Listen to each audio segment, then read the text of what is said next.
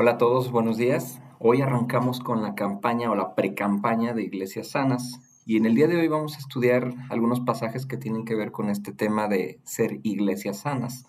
Como una introducción, se dice de una serie en la cual están una compañía de soldados paracaidistas de la Segunda Guerra Mundial y uno de los personajes casi para el final de la guerra enfrenta una serie de dificultades personales que le llevan a preguntarse ¿qué estoy haciendo aquí?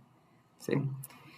Se dice que en la serie, como tal, en ese capítulo no se da una respuesta tal cual de ¿para qué estoy aquí? ¿Para qué peleamos? Sin embargo, al final de este capítulo se ve esta compañía liberando un campo de concentración y claro, fue por este grupo de soldados. ¿Sí? Viene la pregunta para cada uno de nosotros. ¿Sí? Lo que les hemos estado preguntando a veces constantemente, ¿para qué estamos aquí? Como iglesia, ¿sí? O como creyentes. ¿Para qué estamos aquí? ¿Para qué existe una iglesia? ¿Sí? ¿Por qué la iglesia? Porque es de vital importancia, en este caso, por parte de la Convención Nacional, promover la salud de la iglesia. ¿Y por qué nuestra iglesia debería ser o debe ser una iglesia sana? Y vamos a ver el punto número 1, ¿sí? De esta campaña o precampaña, en la cual vamos a leer Apocalipsis 7, versículos 9 y 10. Y dice, después de esto miré, y he aquí una gran multitud, la cual nadie puede contar, de todas las naciones y tribus y pueblos y lenguas, que estaban delante del trono y en la presencia del Cordero, vestidos de ropas blancas y con palmas en las manos y clamaban a gran voz diciendo, la salvación pertenece a nuestro Dios, que está sentado en el trono, y al Cordero. Es un pasaje que a mí me ha llenado desde hace mucho porque me visualizo, no yo, sino personas de todas naciones, de todas lenguas, de todas tribus. ¿Sí? ¿Cuál es el propósito de Dios? Y hay que entender el corazón de Dios. Y dice su palabra que es que todos procedan al arrepentimiento, que todos lleguen a la salvación, ¿sí? Que todos lleguen a ese cambio, esa nueva vida, ¿sí? Como tal. Y nuestra participación en la iglesia es contribuir al cumplimiento de este propósito, ¿sí? Es un plan divino. Por algo envió Dios a su Hijo para que todo aquel que en él creyera no se perdiera y fuera salvo, ¿sí? Es parte del corazón de Dios, es parte de su propósito desde el inicio cuando el hombre se separó de Dios a causa de su pecado.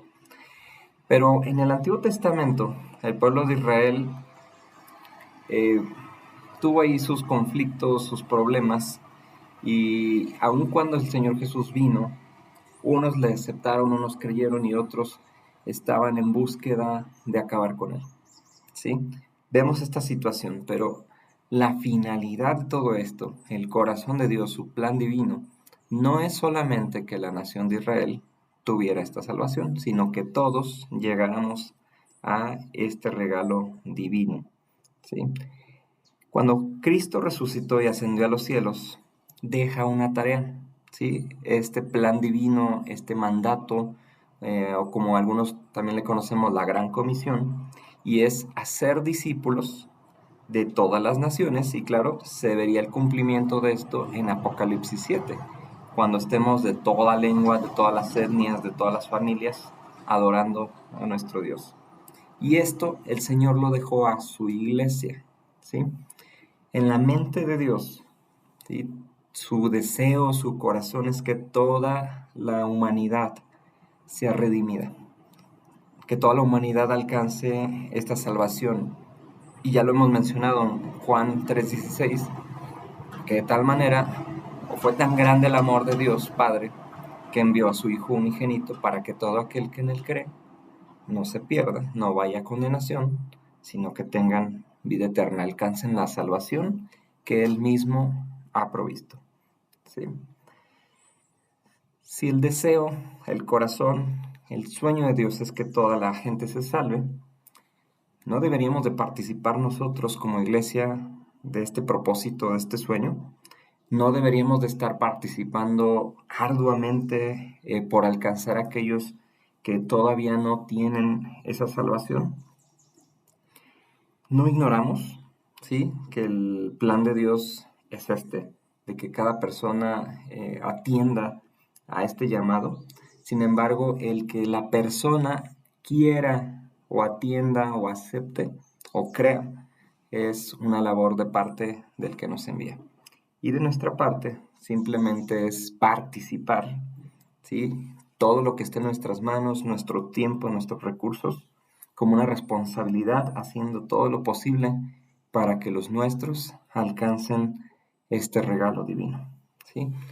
Una posibilidad hay de que aquella persona, aquel grupo conozca, yo participo. Esa es la participación de nosotros como iglesia, ¿sí?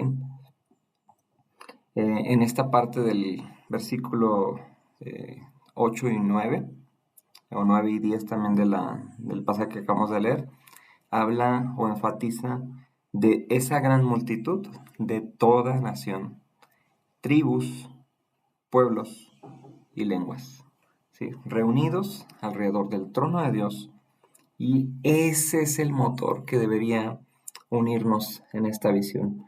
No sé si recuerdan algunos de aquí de la iglesia, cuando fuimos a un concierto por el aniversario del México Americano, estábamos en el teatro, un teatro pues grande, y estaba repleto, y todos empezamos a entonar un himno. No, a mí se me erizaba la piel, y pensé, ¿cómo será aquel momento en que no solamente estemos de una nación, sino de muchas naciones, ¿sí?, de muchos rasgos étnicos, de muchos tonos de piel, adorando a nuestro Dios? Eso debería motivarnos a participar del reino con mayor deseo, ¿sí? Siguiente punto, vamos a hablar de la iglesia sana. Sigue el programa del extendimiento del reino. ¿Cuál programa? ¿Sí? ¿Cuál programa nos dijeron? Ok, es un proceso, ¿sí?, como tal, que vemos en un solo versículo que muchos se saben de memoria. Sí, muchos se saben de memoria, y vamos a leer Hechos 1:8. Y recibiréis poder cuando haya venido sobre vosotros el Espíritu Santo, y me seréis testigos en Jerusalén, en toda Judea, en Samaria y hasta lo último de la tierra. ¿Sí? Es un pasaje muy conocido. El Señor, en el último parte de estar con los discípulos, deja una gran comisión, ¿sí?, ir y hacer discípulos. En Hechos 1:8 vemos el cumplimiento, ¿verdad? Perdón, la parte del programa, del plan, para que se entienda mejor, iniciando con Jerusalén. Después, toda Judea. Después en Samaria, que no querían ir, ¿sí? Tenían pleito ahí entre ellos. Y después hasta lo último de la tierra. Y en Hechos 8:1 vemos que se cumple este proceso, o inicia el proceso, ¿sí? Ellos ya habían estado en Jerusalén y inicia el proceso de seguir a otras regiones de Judea, ¿sí?, en Samaria precisamente, y también hasta lo último de la tierra.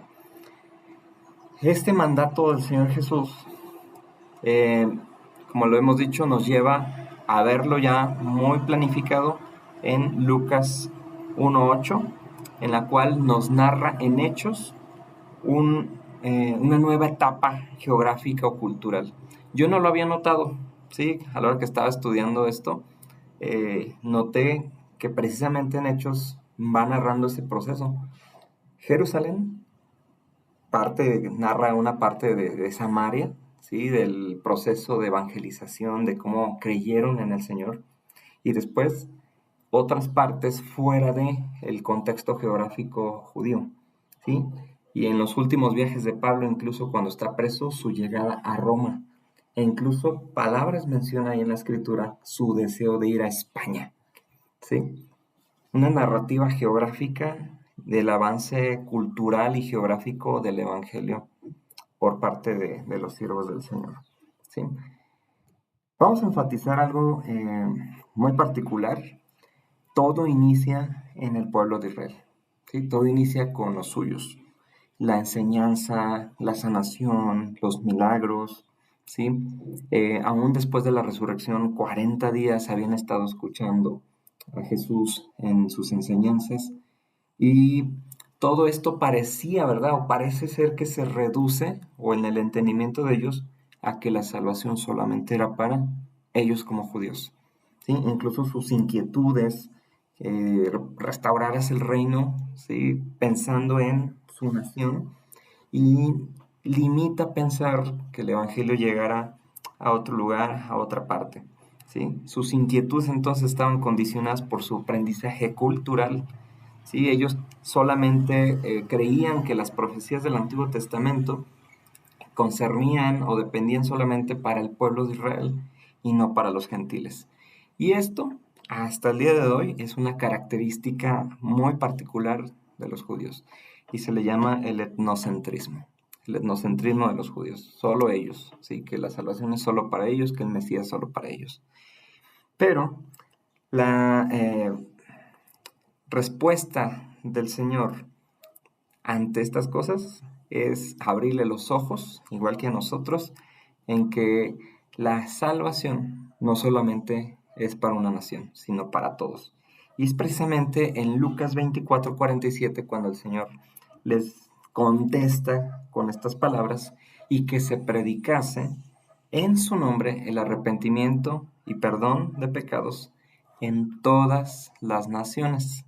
¿Sí? Ahí nos abre el panorama, comenzando, claro, desde Jerusalén. Esto es lo que dice el texto. Ahora, en Hechos 1:8 nos confirma el propósito, el plan, que es iniciando en Jerusalén, continuando en Judea, en Samaria, donde no quiero ir, y hasta el último de la tierra. ¿Sí? Una confirmación de este plan o programa que le llaman para el extendimiento del Evangelio hacia otras naciones. ¿Qué pasa entonces con la iglesia sana? ¿A qué se refiere la convención con este énfasis de iglesias sanas? En que abracemos el plan de Dios para salvar a toda la humanidad. ¿Sí? La participación particular de la iglesia para alcanzar a los más posibles en donde quiera que estén. Y viene un punto muy crítico que aquí no quiero generalizarlo como iglesia, sino como creyentes, porque la iglesia es el conjunto de creyentes. Si yo estoy mirando solamente hacia adentro, ¿sí? De la iglesia, hacia la misma iglesia, a las comunidades de la iglesia, a los propios planes de la iglesia, a las propias metas de la iglesia, ¿sí? Si solamente estamos mirando hacia adentro, no tendremos una salud completa, no seremos iglesia sana. O, mira, tu diagnóstico fue que la salud de la iglesia no es sana. Si solamente estamos pensando hacia adentro y no hacia afuera, la iglesia no está sana. Y dije que no quería generalizar, porque muchos tienen ese deseo de salir y compartir la visitación, sí, el compartir los estudios y demás, qué bueno.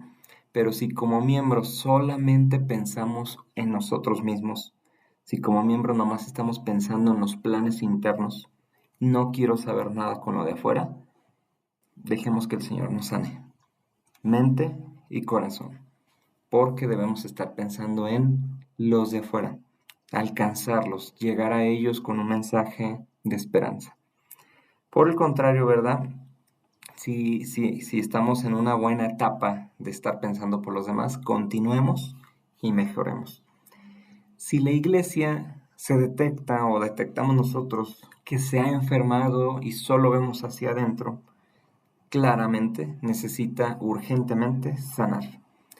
Otro punto que podemos ayudarnos a detectar nuestro estatus es que una iglesia sana no se queda inmóvil. ¿Se entiende? Una iglesia sana se mueve. Una iglesia enferma está quieta. ¿Sí? Una iglesia sana avanza a extender el reino de Dios. Y por eso digo que muchos de la iglesia tienen esta mentalidad y este corazón y están participando de estas acciones. Y algunos otros no. Y necesitamos que todos tengamos ese mismo pensamiento y ese mismo corazón. Tercer punto. La iglesia sana envía mejores o sus mejores miembros a extender el reino. Nuestra iglesia es una iglesia pequeña. Sin embargo, y fíjense, si detectamos a alguien con cualidades, con capacidades para ir y extender, tenemos que apoyarle. Y vamos a ir a otro pasaje que también conocemos, pues no al 100%, pero sí lo tenemos bien presente. Hechos 13, versículo 1. Había entonces en la iglesia que estaba en Antioquía profetas y maestros: Bernabé, Simón, el que se llamaba Níger, Lucio de Cirene, Manaén, el que se había criado junto con Herodes el tetrarca, y Saulo. Ministrando estos al Señor y ayunando, dijo el Espíritu Santo: Apartadme a Bernabé y a Saulo para la obra a que los he llamado. Entonces, habiendo ayunado y orado, les impusieron las manos y les despidieron. Los apóstoles, dice, ellos entonces, enviados por el Espíritu Santo, descendieron a Seleucia y de ahí navegaron a Chipre.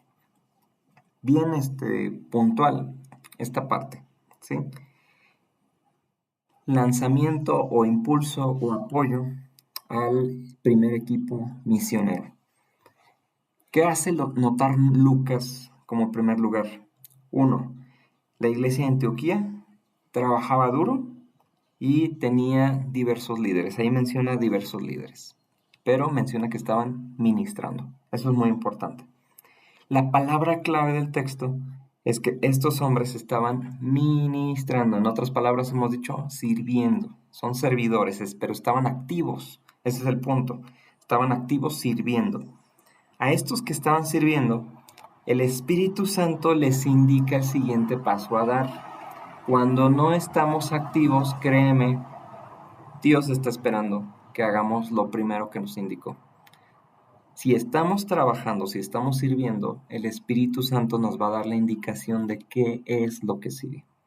¿Sí? Por eso enfatizamos esta parte específica. Y en este caso fue dar el siguiente paso para la obra misionera. La iglesia estaba consolidada. La iglesia tenía diversos líderes. Bien. Ya estaban capacitados. Bien. ¿Qué sigue? Activarse. ¿Sí? No debería de quedarse así. La iglesia debería, ya están maduro el fruto, hay que cortar y hay que consumir. ¿Sí? Ya están maduros los líderes, hay que ponerlos a trabajar. Ya hay detección de misioneros, hay que ponerlos a trabajar en un campo misionero. ¿Sí? El versículo 4, Lucas enfatiza que el Espíritu Santo es quien guía a los misioneros hacia su destino. ¿Sí? Indica perfectamente en dónde hay que trabajar y en dónde hay que predicar. ¿Sí? Y también indicó quiénes han sido llamados a este emprendimiento misionero, porque fue el primero, y el mismo Espíritu Santo marca la pauta acerca del rumbo que deben tomar los misioneros. Cuando estás conectado, hay una dirección precisa. Podemos decir hasta aquí que el interés de Dios es que su palabra sea predicada entre todos los pueblos y culturas. ¿Sí? Aún esos pueblitos chiquitos que no los hacíamos en el mapa, ¿verdad? Se los digo de mi parte, se los comparto seguido, ¿verdad? Pablo y Bernabé estaban haciendo estamos seguros que pudieran estar haciendo un excelente trabajo ahí en Antioquía. Sí, excelente, de esos hermanos que no queremos que se vayan, sí, que están haciendo cosas muy bonitas en una iglesia, en un lugar. Y la iglesia, seguro, ¿verdad?, estaba contenta con la presencia de esos maestros, Pablo y, y en este caso de Bernabé. Estaban siendo usados los líderes, claro, por parte de Dios para el crecimiento de la iglesia, sí, estaban creciendo, estaban madurando espiritualmente, pero precisamente por el hecho que estaban creciendo y madurando, la iglesia identifica o aprende a identificar los tiempos de Dios. ¿Sí? Voy a resumir otra vez. La iglesia está trabajando, está activa. La iglesia está aprendiendo. Ya hay líderes, ya hay detección de ministerios, hay madurez y entonces se detectan los tiempos del Señor. ¿Sí? Detectaron ellos como tal el tiempo, identificaron el tiempo, las personas y el propósito de Dios para el extendimiento del reino. Esto pasa, ¿sí? Conforme avanzamos en el conocimiento, como conforme crecemos espiritualmente, aprendemos a identificar los llamados, los propósitos y los tiempos de Dios, ¿sí? Si somos entonces una iglesia sana, debemos aceptar el reto de impulsar el extendimiento del reino de Dios, ¿sí? Supongamos, seguimos siendo una iglesia pequeña, pero detectamos a alguien dentro de la congregación que tiene ese don del ministerio, que tiene ese don de ir y llevar el evangelio, de ser misionero. Aunque es una iglesia chiquita, aunque nos serviría muchísimo, debemos aceptar el reto de impulsarlo y liberar, ¿sí? Se oye bien curioso, ¿verdad? Liberar miembros para realizar el ministerio, no dejarlos dentro de cuatro paredes, ¿sí? Si llega a haber esto, tenemos que impulsarlos, tenemos que aceptar el reto, detectar a aquellos hermanos a quienes Dios está llamando para este trabajo, capacitarlos obviamente, entregarles la responsabilidad y enviarlos a donde el Señor les esté llamando. ¿Sí? ¿Suena difícil? Sí, sí, porque a veces egoístamente decimos, no, es que esto nos sirve aquí adentro. No, si el llamado es para afuera, si el llamado es misionero, hay que impulsarles, ¿sí? Y sobre todo apoyarles. Y a esto vamos a ir ahorita en este siguiente punto. La iglesia sana compromete sus recursos para extender el reino de Dios. Y esto es muy bonito porque el apóstol Pablo salió de Antioquía. Y tú dirías, bueno, tal vez Antioquía pagaba sus gastos, ¿sí? Les apoyaba, pero no precisamente sucede de esta manera, sino que la iglesia de Filipos participó de una manera muy bonita. Dice Filipenses 4:15, y sabéis también vosotros, oh filipenses, que al principio de la predicación del Evangelio, cuando partí de Macedonia, ninguna iglesia participó conmigo en razón de dar y recibir, sino, dice, sino vosotros solos. Nadie, solamente una iglesia, la de Filipos. Pues aún a Tesalónica me enviasteis una y otra vez para mis necesidades. ¿Sí? La participación. Su corazón comprometido y agradecido. La iglesia de Filipos amaba al misionero que les llevó el Evangelio. No, estaba entregadísima porque recibieron ese regalo de Dios. Lo amaba, sí, lo apoyaban, estaban comprometidos con él. Pablo no era un miembro de esta iglesia, no, les llevó el Evangelio, ¿sí? Pero él había sido enviado por la iglesia de Antioquía una y otra vez, y siempre volvía allá para confirmar o informar, perdón, lo que estaba pasando. A la iglesia de Antioquía llevaba este reporte, ¿sí? Los resultados de su trabajo. Sin embargo, el apoyo económico le llegaba de la iglesia de Filipos, ¿sí? Otra vez, sale de Antioquía, hace trabajo misionero y regresaba a Antioquía a dar informes. Pero el apoyo económico venía de una iglesia llamada Filipos. Qué bonito, ¿no? Lo ideal sería que la iglesia enviadora sostuviera al misionero, pero cuando no sucede esto, qué bonito que viene de otras partes. Estos hermanos, una y otra vez, estuvieron enviando apoyo económico para sus necesidades. Y esto es lo que se le llama sostener la cuerda de misionero en el campo. Sostienes la cuerda, ¿sí? De aquel que está bajando, de aquel que está descendiendo en una barranca, en una zona de riesgo, ¿sí? O aquel que va a descender por provisiones, sostener la cuerda del misionero. Si somos una iglesia sana y queremos ser útiles en el extendimiento del reino de Dios, debemos pensar comprometer nuestros recursos para sostener obreros de la iglesia, si lo existieran, y hermanas y hermanos que, sin ser miembros de nuestra iglesia, estén trabajando en algún campo. Esto, pongámoslo en oración. No tenemos ahorita un misionero, pero sí les hemos dado a conocer algunos. Entre ellos, las últimas participaciones fue con Feliciano Báez. Sí, que vaya que tuvieron sus gastos fuertecitos por las escuelitas hace unos días. Otro campo misionero es el del Maná, que también ustedes ya han empezado a participar. Sí, los que no, hay tiempo. Sí, los que dijeron que iban a participar y no han podido, hay tiempo todavía y cualquier recurso es de bendición. Y esto es muy bonito, el despertar de ese corazón para sostener a obreros con un trabajo, un servicio, un ministerio en algún otro lugar. ¿Qué requiere? Que nosotros tengamos la misma mentalidad del reino. Dios quiere que llegue el Evangelio a todo lugar. La iglesia debe tener esa misma mentalidad. No pensar solamente en nosotros. No pensar solamente en nuestras comodidades, en nuestras necesidades. Pensar sobre todo en aquellos que están en los campos, en aquellos que tienen realmente necesidades, en aquellos que no saben si va a llegar el recurso, pero que confían plenamente en Dios, que no los va a dejar sin comer. ¿Sí? Y este es el reto, hermanos, comprometernos a sostener la cuerda de los que ya están en el campo.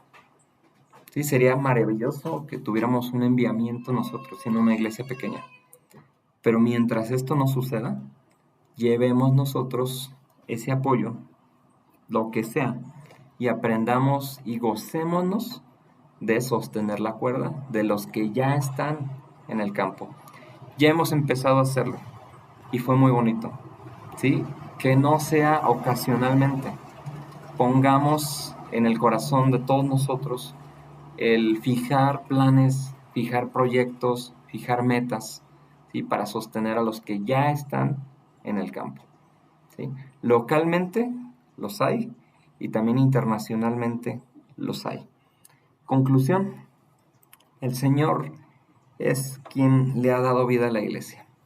El Señor son las iglesias locales, ¿sí? Y la iglesia única, ¿verdad? Todos somos uno. Pero nos ha dejado una misión que cumplir.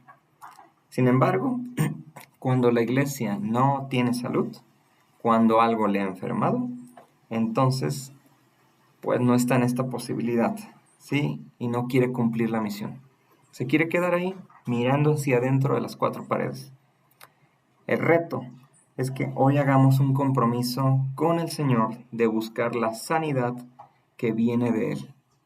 ¿Sí? De Él viene la sanidad. Y nos comprometamos en el extendimiento del reino, porque juntos cumplimos la misión. Que Dios les bendiga y el domingo arrancamos con el sermón número 1 de esta campaña. Bendiciones.